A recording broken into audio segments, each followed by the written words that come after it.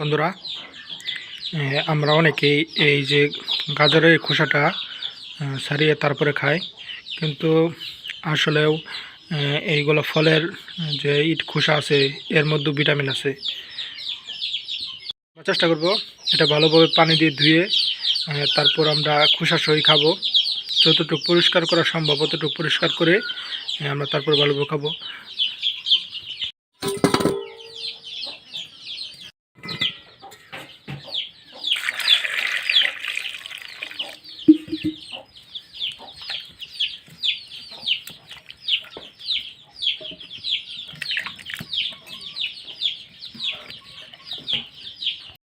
আমাদের একজন বন্ধু বলছিল যে আপনারা সবজিগুলো কেটে তারপর ধুবেন না, এতে করে সবজির যে ভিটামিনটা আছে ওটা চলে যায়। তো ওনার কথা আমি কতটুকু সঠিক সেটা আমি জানি না। আমি আসলে জানি না কথাটা কতটুকু সঠিক। আপনারা যারা আছেন তারা সকলে কমেন্ট করে বলবেন যে কথাটা কতটুকু সঠিক।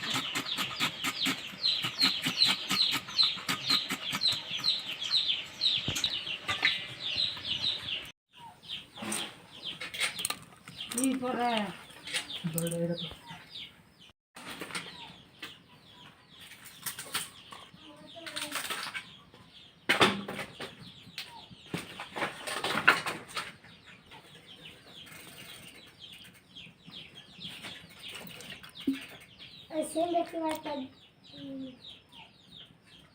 আরে যেটা সিগারেট করে সেই টাইপটা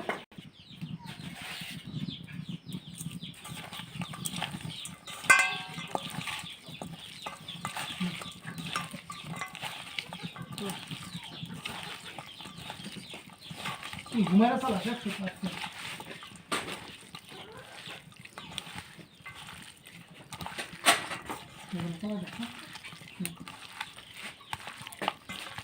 মায়ের একটা ঘুরে চালানো চালানো গেলে তো আপনার কি ঘুরে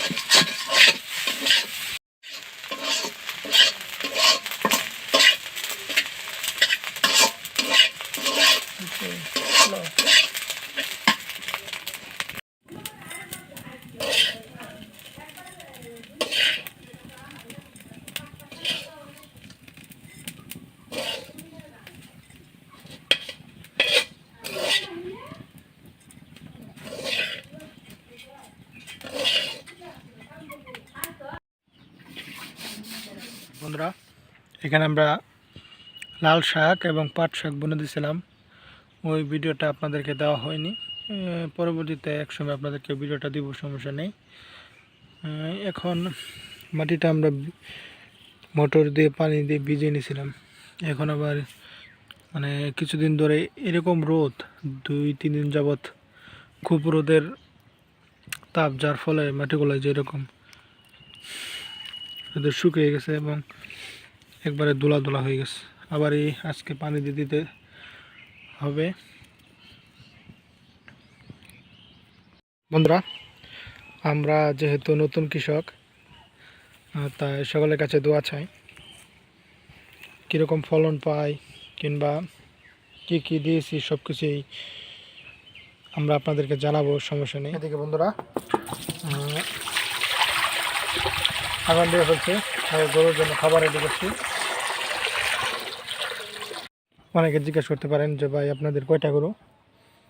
কিছুদিন আগেও আমাদের 2টা গরু ছিল একটি ষাঁড় ছিল সেটা বিক্রি করা হয়ে গেছে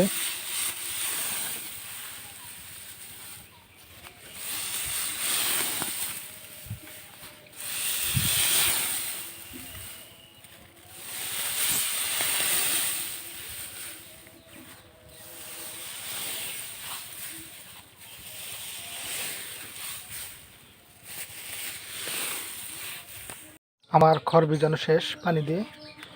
এখন খড়ের উপরে ধানের যে কোড়াটা হয় ওই কোড়াটা দিয়ে নিলাম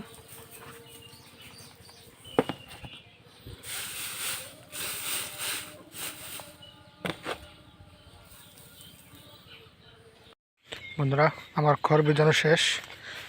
এখন আমি আমার বাছুরটা নিয়ে আসব বন্ধুরা আমার খড় ভিজানো শেষ নিচে পানি দিয়ে তারপর উপরে খড় দিয়ে দিছি যার ফলে পানিটাও খাবে বন্ধুরা এই হলো আমাদের গরু তো গরুটা এখন আমরা চারিতে নিয়ে দেব তারপর আজকের মতো ভিডিওটা শেষ করে দেব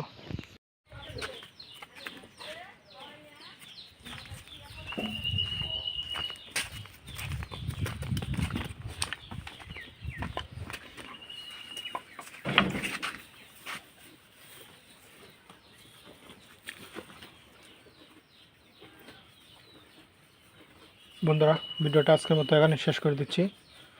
সকালে ভালো থাকবেন সুস্থ থাকবেন আসসালামু আলাইকুম